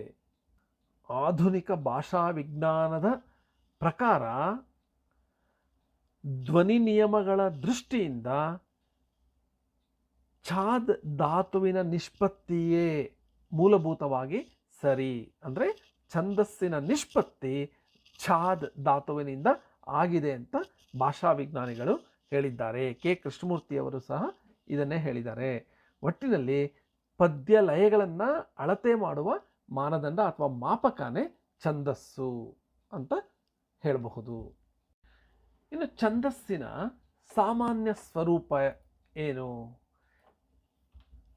ಛಂದಸ್ಸು ಕಾವ್ಯಕ್ಕಾಗಿ ರೂಪಿತವಾಗಿದೆ. ಛಂದಸ್ಸಿನ ಮೂಲ ಹಾಡು. ಲಯಾನ್ವಿತವಾಗಿ ಉಚ್ಚರಿಸಲ್ಪಟ್ಟ ಸಾಲುಗಳೇ ಛಂದಸ್ಸು. ಧ್ವನಿ ಉಚ್ಚಾರಣೆಯ ಕಾಲ ಮತ್ತು ಮಾತ್ರಾ ಗಣನೆ ಛಂದಸ್ಸಿಗೆ ತಳಹದಿ ಅಂತ ಹೇಳಬಹುದು. ಇವುಗಳ ಆಧಾರದ ಮೇಲೆ ಪಾದಗಳನ್ನು, ಒಂದು ಸಾಲನ್ನು, ಪಾದ ಅಂದರೆ ಸಾಲು, ಅದು ನೆನ್ಪಿಟ್ಕೋಬೇಕು. ಪದ್ಯದ ಒಂದು ಸಾಲಿಗೆ ಒಂದು ಪಾದ ಅಂತ ಹೇಳ್ತಾರೆ. ಈ ಗಣಗಳ ಆಧಾರದ ಮೇಲೆ ಅಥವಾ ಈ ಉಚ್ಚಾರಣೆಯ ಕಾಲದ ಆಧಾರದ ಮೇಲೆ ಪದ್ಯದ ಪಾದಗಳನ್ನು ಗಣಗಳಾಗಿ ವಿಂಗಡಿಸಲಾಗುತ್ತೆ. ಇವುಗಳ ಆಧಾರ ಮತ್ತು ವೈವಿಧ್ಯತೆಯ ಹಿನ್ನೆಲೆಯಲ್ಲಿ ವಿವಿಧ ರೀತಿಯಲ್ಲಿ ವಿಂಗಡಿಸಿ ಅದನ್ನು ವಿವಿಧ ಛಂದೋರೂಪಗಳು ಅಂತ ಹೇಳಲಾಗತ್ತೆ. ಈ ತರಹದ ಗಣಗಳಿದ್ದರೆ ಈ ಛಂದೋರೂಪ, ಮತ್ತೊಂದು ತರಹದ ಗಣಗಳಿದ್ದರೆ ಮತ್ತೊಂದು ಛಂದೋರೂಪ ಅಂತ ಹೇಳಲಾಗತ್ತೆ. ಹಲವು ಭಾಷೆಗಳು ತಮ್ಮದೇ ಆದ ವಿಶಿಷ್ಟ ಛಂದೋರೂಪಗಳನ್ನು ಹೊಂದಿದೆ. ಛಂದಸ್ಸು ಕಾವ್ಯಕ್ಕೆ ಶೋಭೆಯನ್ನು ಮತ್ತು ಒಂದು ಕಟ್ಟನ್ನು, ಬಿಗಿಯನ್ನು ಸಹ ತರುತ್ತೆ. ಈಗ ಛಂದಸ್ಸಿನ ಪ್ರಯೋಜನ ಏನು? ಯಾಕೆ ನಾವು ಛಂದಸ್ ಶಾಸ್ತ್ರವನ್ನು, ಛಂದಸ್ಸಿನ ಬಗ್ಗೆ ಅಧ್ಯಯನ ಮಾಡಬೇಕು? ಛಂದಶಾಸ್ತ್ರವನ್ನು ಯಾಕೆ ಅಭ್ಯಾಸ ಮಾಡಬೇಕು ಅಂತ ಎಲ್ಲರಿಗೂ ಒಂದು ಪ್ರಶ್ನೆ ಕಾಡುತ್ತೆ. ಅದಕ್ಕೆ ನಾಗವರ್ಮ ತನ್ನ ಛಂದೋಂಬುದಿಯಲ್ಲಿ ಏನು ಹೇಳಿದ್ದಾನೆ ಅಂದರೆ, ಕವಿಗೆ ಛಂದಸ್ಸಿನ ಅವಶ್ಯಕತೆ ಎಷ್ಟಿದೆ ಅನ್ನೋದನ್ನು ಅವನು ಹೇಗೆ ಹೇಳಿದ್ದಾನೆ ಅಂದರೆ, ಛಂದಮನರಿಯದೆ ಕವಿತೆಯ ದಂದುಗದೊಳ್ ತೊಡರ್ದು ಸುಳಿವ ಕುಕವಿಯೇ ಕುರುಡಂ ಅಂತ ಹೇಳಿದ್ದಾನೆ. ಅಂದರೆ ಕವಿಗೆ ಛಂದಸ್ಸು ಬಹಳ ಅವಶ್ಯಕವಾದದ್ದು. ಅದನ್ನು ಬಳಸದೆ, ಅದನ್ನು ನಿಯಮವನ್ನು, ಛಂದಸ್ಸಿನ ನಿಯಮವನ್ನು ಪಾಲಿಸದೇ ಇದ್ದರೆ ಕವಿ ಕುಕವಿ ಆಗ್ತಾನೆ ಅಂತ ನಾಗವರ್ಮ ಹೇಳಿದ್ದಾನೆ. ಸಹೃದಯನಿಗೂ ಸಹ ಛಂದಸ್ಸಿನ ಅರಿವು ಇರಬೇಕು ಅಂತ ನಾಗವರ್ಮ ಹೇಳಿದ್ದಾನೆ. ಅದೇ ರೀತಿ ಬ್ರ್ಯಾಂಡ್ ಮ್ಯಾಥ್ಯೂ ಎನ್ನುವವನು ಛಂದಸ್ಸಿನ ಮಹತ್ವದ ಕುರಿತು ಏನು ಹೇಳ್ತಾನೆ ಅಂದರೆ, ಒಂದು ಅಮೂಲ್ಯವಾದ ಕಾವ್ಯ ಮಧುವನ್ನು ತುಂಬಿಕೊಡುವ ಮಧು ಪಾತ್ರದ ಥರ ಛಂದಸ್ಸು. ಆ ಪಾತ್ರೆ ಇಲ್ಲದೆ ಇದ್ದರೆ ಮಧು ಏನಾಗ್ತಾ ಇತ್ತು, ಚೆಲ್ಲು ಹೋಗ್ತಾ ಇತ್ತು. ಆ ಪಾತ್ರೆ ಅನ್ನುವ ವಿಷಯವೇ ಛಂದಸ್ಸು. ಯಾವುದರಲ್ಲಿ ಮಧು ತುಂಬಿಕೊಳ್ಳಲಾಗುತ್ತೆ ಆ ಪಾತ್ರೆಯೇ ಛಂದಸ್ಸು ಅಂತ ಬ್ರ್ಯಾಂಡ್ ಮ್ಯಾಥ್ಯೂ ಹೇಳ್ತಾನೆ, ಒಬ್ಬ ಪಾಶ್ಚಾತ್ಯ. ದಂಡಿ ತನ್ನ ಕಾವ್ಯಾದರ್ಶದಲ್ಲಿ ಛಂದಸ್ಸಿನ ಮಹತ್ವದ ಕುರಿತು ಏನು ಹೇಳ್ತಾನೆ ಅಂದರೆ, ವೃತ್ತ ಜಾತಿಗಳೆಂಬ ಪದ್ಯಗಳಿಗೆ ಸಂಬಂಧಿಸಿದ ವಿವರಗಳನ್ನೆಲ್ಲ ಛಂದಸ್ನಲ್ಲಿ ಹೇಳಲಾಗತ್ತೆ. ಆಳವಾದ ಕಾವ್ಯ ಸಾಗರಕ್ಕೆ ಹೋಗುವವರಿಗೆ ಛಂದಸ್ಸು ಎನ್ನುವುದೇ ನೌಕೆ ಅಂತ ದಂಡಿ ಹೇಳ್ತಾನೆ. ಜಯಕೀರ್ತಿ ಸಹ ತನ್ನ ಛಂದೋನುಶಾಸನ ಗ್ರಂಥದಲ್ಲಿ ಏನು ಹೇಳ್ತಾನೆ ಅಂದರೆ, ಕಾವ್ಯ ಸಾಗರವನ್ನು ದಾಟುವ ಬಯಕೆಯುಳ್ಳವನಿಗೆ ಛಂದಶಾಸ್ತ್ರವೇ ದೋಣಿ ಎಂದಿದ್ದಾನೆ. ದಂಡಿ ತರಹನೇ ಹೇಳಿದ್ದಾನೆ. ಎಲ್ಲ ಸಾಹಿತ್ಯವು ಛಂದೋಬದ್ಧವಾಗಿದ್ದು ಛಂದೋರಹಿತವಾದದ್ದು ಯಾವುದೂ ಇಲ್ಲ ಅಂತ ಹೇಳಿದ್ದಾನೆ. ಅಂದರೆ ಆಗಿನ ಕಾಲದಲ್ಲಿ ಎಲ್ಲ ಕಾವ್ಯಗಳು ಛಂದೋಬದ್ಧವಾಗಿ ರಚನೆಯಾಗ್ತಾ ಇತ್ತು. ಪ್ರಾಚೀನ ಕನ್ನಡ ಸಾಹಿತ್ಯದ ಎಲ್ಲ ಕಾವ್ಯಗಳು ಛಂದೋಬದ್ಧವಾಗೇ ಇತ್ತು, ಒಂದು ಛಂದಸ್ಸನ್ನು ಒಳಗೊಂಡೇ ಇರ್ತಿತ್ತು. ಆದರೆ ಈಗ ನಾವು ಅದನ್ನು ಮೀರಿದ್ದೇವೆ. ಆಧುನಿಕ ಸಾಹಿತ್ಯ ಮುಕ್ತ ಛಂದಸ್ಸಿನಲ್ಲಿ ಇದೆ, ಮುಕ್ತ ಛಂದಸ್ಸಿನಲ್ಲಿ ರಚನೆಗಳು ಆಗ್ತಾ ಇದೆ. ಛಂದಸ್ಸು ಕಾವ್ಯದ ಸಹಜ ಸುಂದರ ಸ್ವರಾಂದೋಲನ, ಅದು ಪದ್ಯದ ಪ್ರಾಣ. ಕಾವ್ಯಕ್ಕೆ ಚಲನೆ ಉಂಟಾಗೋದು ಛಂದಸ್ಸಿನಿಂದ ಅಂತ DS ಕರ್ಕಿಯವರು ತಮ್ಮ ಛಂದೋ ವಿಕಾಸದಲ್ಲಿ ಹೇಳಿದ್ದಾರೆ. ಛಂದಸ್ಸು ಕವಿ ಪ್ರತಿಭೆಯ ಸಹಜ ಬೆಳಕಿನಲ್ಲಿ ಮೂಡಿಬಂದಾಗ ಒಳ್ಳೆಯದೇ ಆಗುತ್ತೆ. ಆದರೆ ಅಸಹಜತೆಯ ಸೋಂಕು ತಗಲಿದರೆ ಕಾವ್ಯದಲ್ಲಿ ಅಸಹಜತೆ ಗೋಚರಿಸಿ ಛಂದಸ್ಸು ಕಾವ್ಯಕ್ಕೆ ಮಾರಕವಾಗಿ ಬಿಡುತ್ತೆ. ಆದ್ದರಿಂದ ಸಹಜವಾಗಿ ಛಂದಸ್ಸು ಬರಬೇಕು. ಛಂದಸ್ಸು ಕಾವ್ಯದ ಸಹಜ ಶರೀರವಾಗಿರಬೇಕು. ಛಂದಸ್ಸಿನಿಂದಾಗುವ ಪ್ರಯೋಜನಗಳನ್ನು ನಾವೀಗೆ ಪಟ್ಟಿ ಮಾಡಬಹುದು. ಏನೇನು ಪ್ರಯೋಜನಗಳು? ಮೊದಲನೇದಾಗಿ, ಕವಿ ಹೃದಯ ಕಂಡುಕೊಂಡ ಅತಿ ಸೂಕ್ಷ್ಮವಾದ ಅನುಭವವನ್ನು ಸಹೃದಯರಿಗೆ ಮನದಟ್ಟಾಗುವಂತೆ ವ್ಯಕ್ತಪಡಿಸಲು ಇರುವ ಸಮರ್ಥವಾದ ಮಾರ್ಗ ಅಂದರೆ ಛಂದಸ್ಸು. ಎರಡನೇ ಪ್ರಯೋಜನ ಏನು? ಉಖದ್ದವಾಗಿ ಹರಿಯುವ ಭಾವವನ್ನು ನಿಯತವಾದ ಚೌಕಟ್ಟಿನಲ್ಲಿ ಪರಿಣಾಮಕಾರಿಯಾಗುವಂತೆ ಅಡಕ ಮಾಡುವ ವಿಧಾನವೇ ಛಂದಸ್ಸು. ಛಂದಸ್ಸಿನಿಂದ ಈ ಒಂದು ಪರಿಣಾಮಕಾರಿಯಾಗಿ ನಮ್ಮ ಭಾವನೆಗಳನ್ನು ಅಡಕ ಮಾಡಬಹುದು. ಮತ್ತು ಮೂರನೆಯದು, ಕಾವ್ಯದ ಗೇಯಾಂಶವನ್ನು ನಾಟ್ಯಾಂಶವನ್ನು ಹಿಡಿದಿಟ್ಟುವ ಕಟ್ಟು ಈ ಛಂದಸ್ಸು. ಛಂದಸ್ಸಿನ ಲಯಗತಿಯಿಂದಾಗಿ ಸಂತೋಷ, ವಿಸ್ಮಯ, ಆನಂದವನ್ನು ಸಹೃದಯ ಪಡಿತಾನೆ. ಇನ್ನು ಛಂದಸ್ಸಿನ ಬಿಗಿಪು ಮತ್ತು ಅಡಕ ಅಂದರೆ, ಬಿಗಿಪು ಅಂದರೆ ರಿಜಿಡಿಟಿ, ಅಡಕ ಅಂದರೆ ಶಾರ್ಟ್ ಕಾಂಪೋಸ್. ಈ ಬಿಗಿಪು ಮತ್ತು ಅಡಕಗಳಿಂದ ಶೈಲಿಯಲ್ಲಿ, ಅಂದರೆ ಕಾವ್ಯದ ಶೈಲಿಯಲ್ಲಿ ಒಂದು ಕಟ್ಟು ಬರುತ್ತೆ.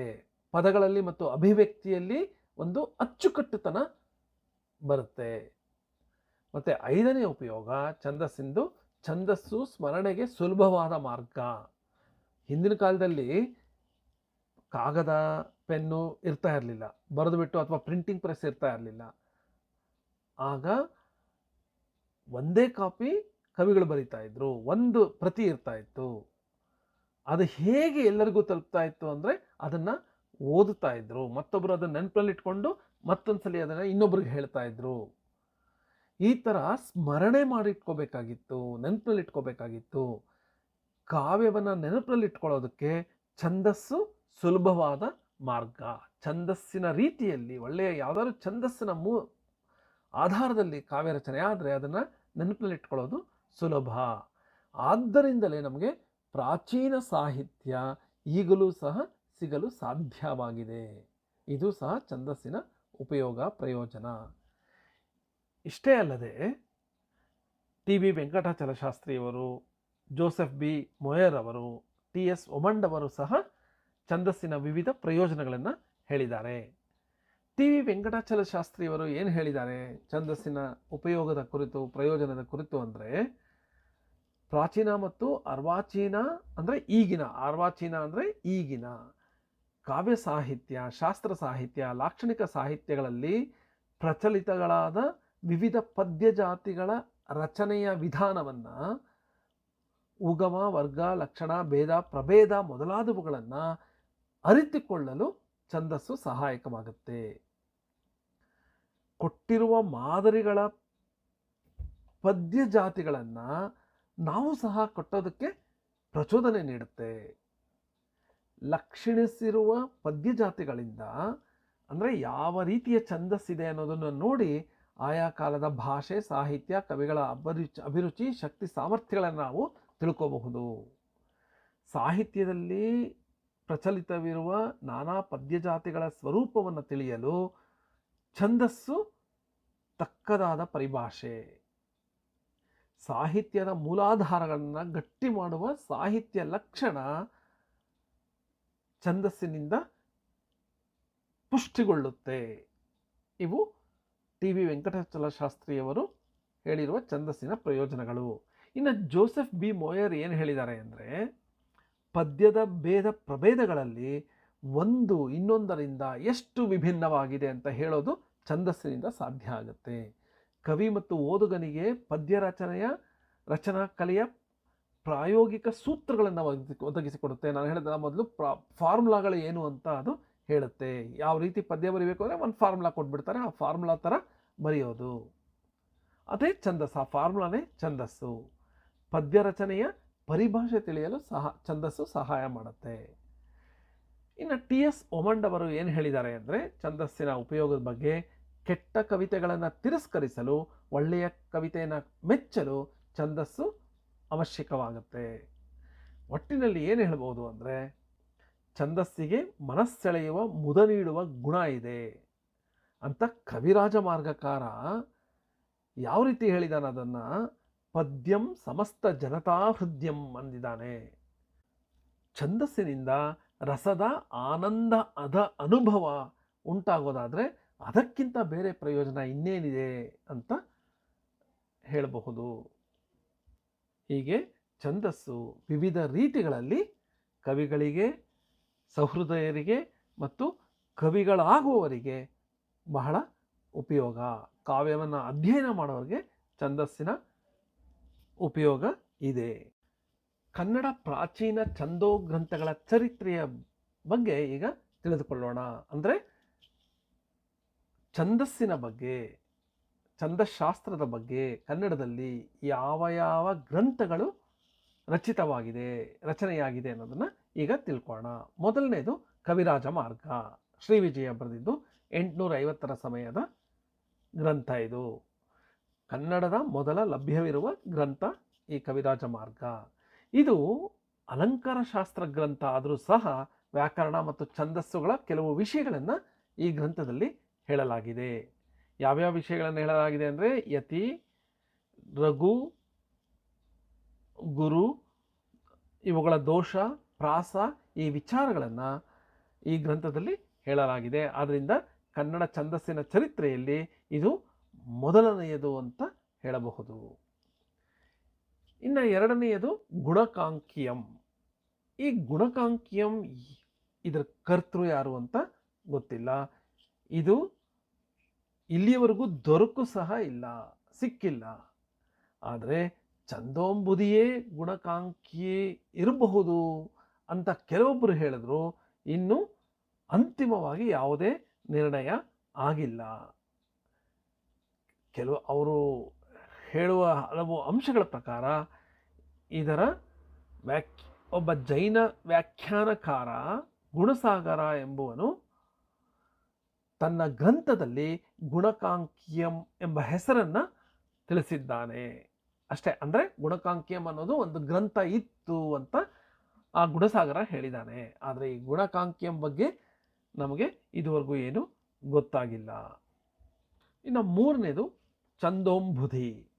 ಇದನ್ನು ಬರೆದಿದ್ದು 1ನೇ ನಾಗವರ್ಮ ಕ್ರಿಸ್ತಶಕ 990ರಲ್ಲಿ, ಸುಮಾರು ಕ್ರಿಸ್ತಶಕ 990ರಲ್ಲಿ.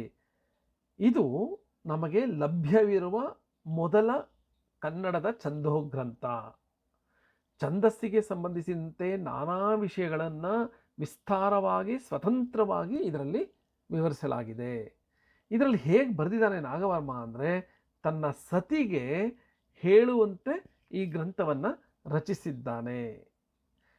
ಪಂಡಿತ ಮಂಡಲಿ ಮೆಚ್ಚುವಂತೆ ಸ್ವಾರಸ್ಯವಾಗಿ ರಚಿಸೋದು ಅವನ ಸಂಕಲ್ಪ ಅಂತ ಅವನು ಹೇಳ್ಕೊಂಡಿದ್ದಾನೆ.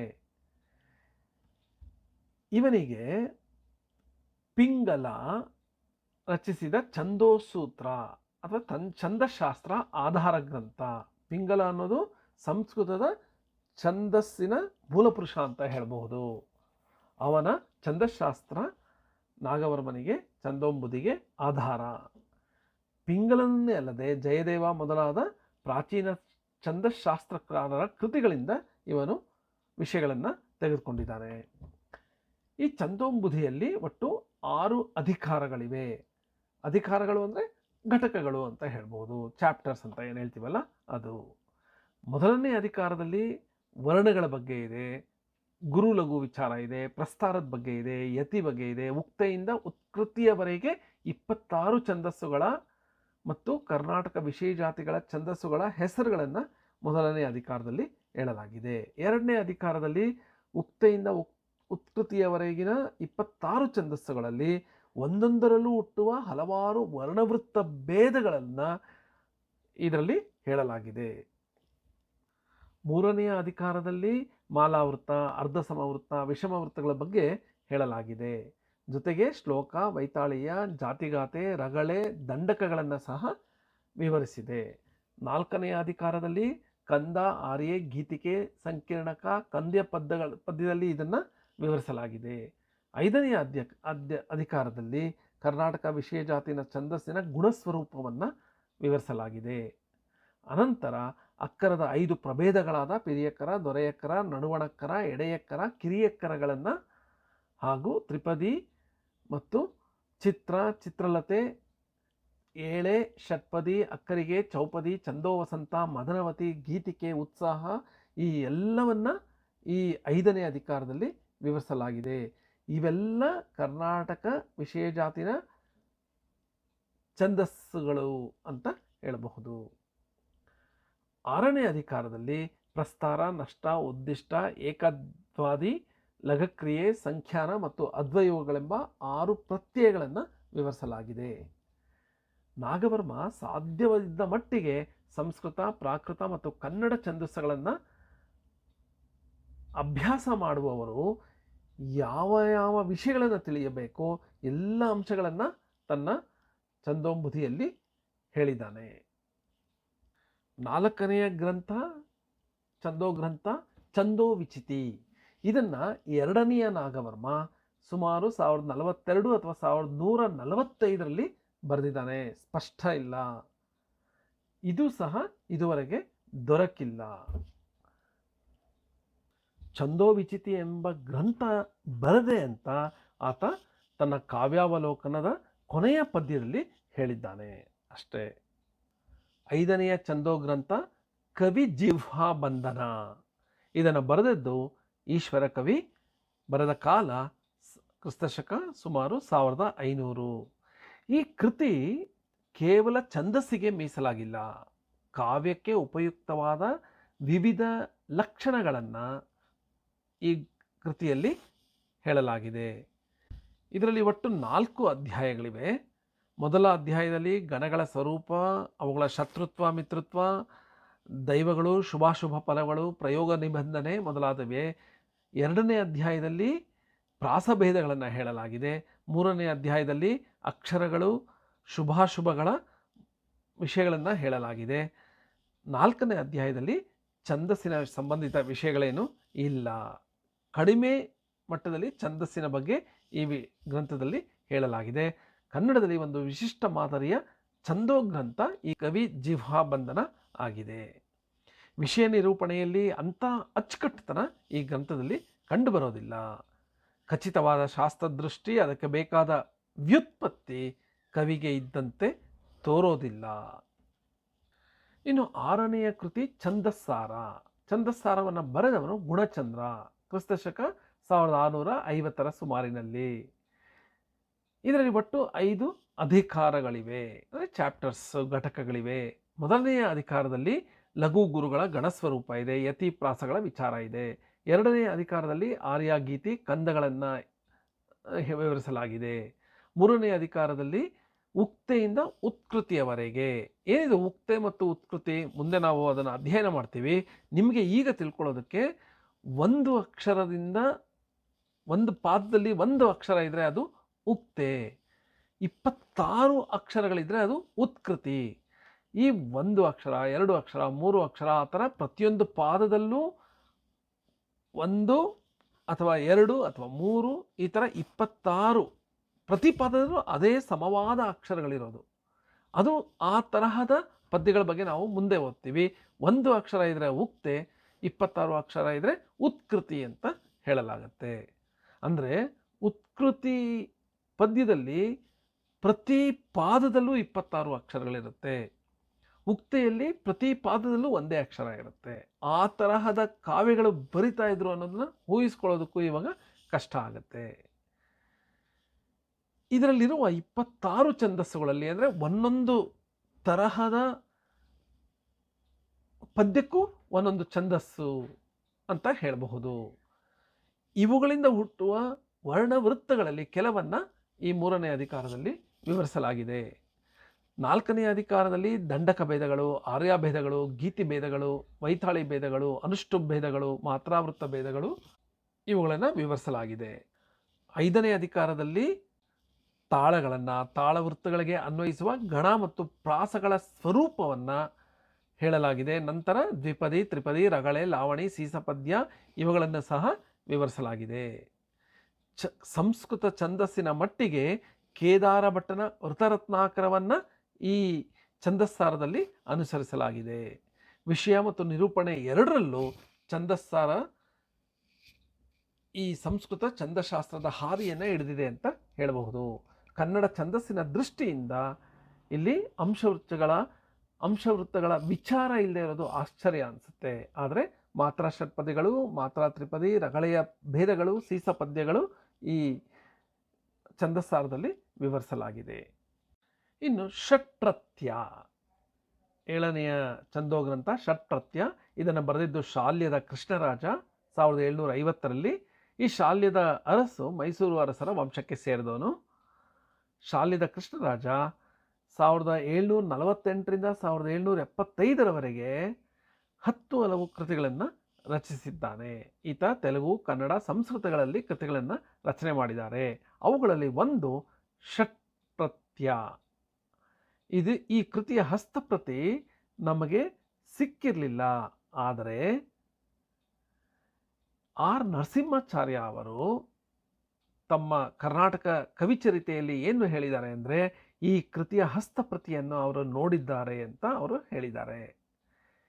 ಈ ಕೃತಿಯ ಹೆಸರನ್ನು ಆಧರಿಸಿ ಇದರಲ್ಲಿ ಛಂದಶಾಸ್ತ್ರದ ಒಂದು ಪ್ರಮುಖ ಪ್ರಕರಣ ವಿಷಯವಾದ ಪ್ರಸ್ತಾರ, ನಷ್ಟ, ಉದ್ದಿಷ್ಟ ಮುಂತಾದ 6 ಪ್ರತ್ಯಯಗಳನ್ನು ವಿವರಿಸಲಾಗಿದೆ ಅಂತ ವಿದ್ವಾಂಸರು ಊಹಿಸಿದ್ದಾರೆ. ಇನ್ನು ವೃತರತ್ನಾಕರ ಟೀಕೆ 8ನೆಯ ಗ್ರಂಥ, ಛಂದೋಗ್ರಂಥ. ಇದನ್ನು ವೃತರತ್ನಾಕರ ಕರ್ನಾಟಕ ವೃತ್ತಿ ಅಂತ ಸಹ ಹೇಳಲಾಗತ್ತೆ. ಆರ್ ನರಸಿಂಹಾಚಾರ್ಯ ಅವರು ತಮ್ಮ ಕರ್ನಾಟಕ ಕವಿಚರತೆಯ 3ನೆಯ ಸಂಪುಟದಲ್ಲಿ ಕವಿಗಳು ಗೊತ್ತಿಲ್ಲದ ಗ್ರಂಥಗಳು ಎಂಬ ಶೀರ್ಷಿಕೆಯಲ್ಲಿ ಈ ವೃತ್ತರತ್ನಾಕರ ಟೀಕೆಯನ್ನು ಹೇಳಿದ್ದಾರೆ. ಯಾಕೆ ಅಂದರೆ ಇದರ ಕವಿ ಯಾರು ಅಂತ ನಮಗೆ ಗೊತ್ತಿಲ್ಲ. ಇದರ ಕಾಲವನ್ನು ಸುಮಾರು 1775 ಅಂತ ಹೇಳಲಾಗಿದೆ. ಆದರೆ ಈ ಕೃತಿಯ ಮೈಕ್ರೋಫಿಲ್ಮ್ ಪ್ರತಿ ಕನ್ನಡ ಅಧ್ಯಯನ ಸಂಸ್ಥೆಯಲ್ಲೇ ಇದೆ. ಇದು ಕೇದಾರ ಭಟ್ಟನ ಸಂಸ್ಕೃತ ಛಂದೋಗ್ರಂಥವಾದ ವೃತ್ತರತ್ನಾಕರದ ಟೀಕೆಯಾಗಿದೆ. ವ್ಯಾಖ್ಯಾನಕಾರನ ಅಂದರೆ ಯಾರು ಬರೆದಿದ್ದಾರೋ ಅವರ ಹೆಸರು, ಕಾಲ, ದೇಶಗಳ ಬಗ್ಗೆ ಎಲ್ಲೂ ವಿವರಗಳು ಇಲ್ಲ. ಆದರೆ ಅದರಲ್ಲಿರುವ ಶ್ರೀ ಚಂದ್ರನಾಥಾಯ ನಮಃ, ಶ್ರೀಮದ ಕಲಂಕ ಸ್ವಾಮಿಯೇ ನಮಃ ಅನ್ನೋದನ್ನು ನೋಡಿದ್ರೆ ಅದರ ಕೃತಿಕಾರ ಒಬ್ಬ ಜೈನ ಸಾಹಿತಿ ಇರಬಹುದು, ಜೈನ ಕವಿ ಇರಬಹುದು ಅಂತ ನಾವು ಯೋಚಿಸಬಹುದು. ಲಕ್ಷಣ ಸೂಚಕ ಘಟಕಗಳನ್ನು ಒಂದೊಂದನ್ನೇ ಆಯ್ದುಕೊಂಡು ವ್ಯಾಖ್ಯಾನ ಮಾಡುವುದು ಈ ಟೀಕಾಕಾರನ ಕ್ರಮವಾಗಿದೆ. ಅರ್ಧ ಸಮವೃತ್ತಗಳನ್ನು ವ್ಯಾಖ್ಯಾನಿಸುವಾಗ ಅವು ಯಾವ ಜಾತಿಯವು ಅಂತ ಹೇಳಿ ಅವುಗಳಲ್ಲಿ ಯಾವ ಯಾವ ಪಾದಗಳು ಸೇರಿ ಅರ್ಧ ಸಮವೃತ್ತಗಳಾಗಿವೆ ಅನ್ನೋದನ್ನು ಸಹ ಈ ಗ್ರಂಥದಲ್ಲಿ ಹೇಳಲಾಗಿದೆ. ಇನ್ನು 9ನೆಯ ಛಂದೋಗ್ರಂಥ ನಂದಿ ಛಂದೋರ್ಣವ ಅಥವಾ ನಂದಿ ಛಂದಸ್ಸು. ಇತ್ತೀಚಿನವರೆಗೆ ಈ ಗ್ರಂಥದ ಕರ್ತೃ ಯಾರು, ಈತನ ಕಾಲ ಯಾವುದು ಅಂತ ಗೊತ್ತಿರಲಿಲ್ಲ. ಆದರೆ ಈ ಗ್ರಂಥದ ಕೊನೆಯ ಅಧ್ಯಾಯದ ಕೊನೆಯ ಗದ್ಯದಿಂದ ಕೃತಿಯ ಹೆಸರು ನಂದಿ ಛಂದೋರ್ಣವ, ಕೃತಿಕಾರನ ಹೆಸರು ವೀರಭದ್ರ ಅಂತ ಸ್ಪಷ್ಟವಾಗಿ ತಿಳಿಯುತ್ತೆ. ಅದರಲ್ಲಿರುವ ಕಾಲಸೂಚಕ ಪದ್ಯದಿಂದ ಈ ಕೃತಿಯನ್ನು 28/4/1846 ಬರೆದು ಮುಗಿಸಿದ್ರು ಅಂತ ಗೊತ್ತಾಗತ್ತೆ. ಇದರಿಂದ ಈಗ ನಮಗೆ ಈ ಕೃತಿಯ ಹೆಸರು, ಕರ್ತೃ, ಕಾಲ ಎಲ್ಲವೂ ಗೊತ್ತಾಗಿದೆ. ಈ ನಂದಿ ಛಂದೋರ್ಣವಕ್ಕೆ ಆಧಾರ ಭೀಮಕವಿಯ ತೆಲುಗು ಛಂದೋಗ್ರಂಥವಾದ ಕವಿ ಜನಾಶ್ರಯಮು. ಇದರ ಜೊತೆಗೆ ಅಪ್ಪಕವಿಯ ಅಪ್ಪಕವಿಯಮು ಸಹ ಈ ನಂದಿ ಛಂದೋರ್ಣವದ ಆಧಾರ ಅಂತ ಹೇಳಬಹುದು. ಈ ನಂದಿ ಛಂದೋರ್ಣವ ಅಥವಾ ನಂದಿ ಛಂದಸ್ಸು ಛಂದಸ್ಸನ್ನು ಕುರಿತ ಒಂದು ಪುಟ್ಟ ಕೃತಿ. ಪ್ರಾಸದ ವಿಷಯದಲ್ಲೂ ಸಹ ಕವಿ ವೀರಭದ್ರ ಕವಿ ತೆಲುಗು ಛಂದೋ ಪದ್ಧತಿಯನ್ನೇ ಅನುಸರಿಸಿದ್ದಾನೆ. ಶರ, ಕುಸುಮ, ಯೋಗ, ಭಾಮಿನಿ, ಪರಿವರ್ಧಿನಿ, ವಾರ್ಧಕ ಈ ಎಲ್ಲ ಛಂದಸ್ಸುಗಳ ಬಗ್ಗೆ ಇಲ್ಲಿ ವಿವರಣೆಯನ್ನು ಕೊಟ್ಟಿದ್ದಾನೆ. ಇಲ್ಲಿಗೆ ಈ ಘಟಕದ ಎಲ್ಲ ಅಂಶಗಳ ಬಗ್ಗೆ ಈ ವಿಡಿಯೋದಲ್ಲಿ ಹೇಳಲಾಯಿತು. ಯಾವ ಯಾವ ವಿಷಯಗಳ ಬಗ್ಗೆ ಹೇಳಲಾಯಿತು ಅಂದರೆ, ಮೊದಲು ಈ ಪತ್ರಿಕೆಯ ಎಲ್ಲ ಬ್ಲಾಕ್ಗಳಲ್ಲಿ ಏನೇನು ನಾವು ಯಾವ ಯಾವ ವಿಷಯಗಳನ್ನು ನಾವು ಓದ್ತೀವಿ. ಮೊದಲು ಛಂದಸ್ಸಿನ ಬಗ್ಗೆ ಓದ್ತೀವಿ.